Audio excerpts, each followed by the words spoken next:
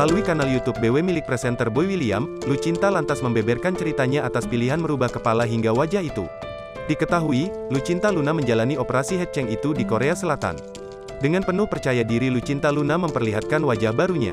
"Cantik, kan?" tanya Lucinta Luna, seperti dikutip Kompas.com, Jumat, tanggal 8 April tahun 2022. Boy sempat meledek Lucinta mirip ondel-ondel namun buru-buru mengakui bahwa Lucinta tampak cantik usai menjalani operasi. Boy bahkan memberikan nama panggung baru bagi Lucinta Luna, yakni Luna Lisa. Kata Lucinta, operasi ganti kepala seperti yang dilakukannya adalah hal biasa di negeri ginseng. "Maaf bukan gue menghina, orang yang tadinya jelek bisa kok, yang penting ada duit. Lu tunjukin foto idola lu, datanglah ke Korea langsung jadi muka lu," kata Lucinta Luna. Operasi itu sendiri dilakukan dengan membongkar bagian kepala Lucinta Luna.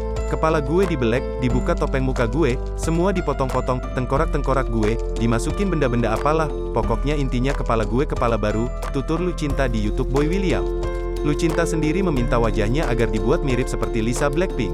"Gue artis Indonesia yang pertama kali melakukan operasi itu, apalagi gue ngefans banget sama idola gue, Lisa Blackpink," ucapnya lagi.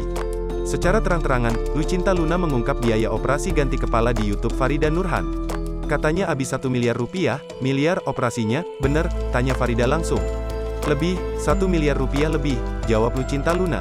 Lucinta Luna harus menunggu 4 minggu untuk membuka perban pasca operasi.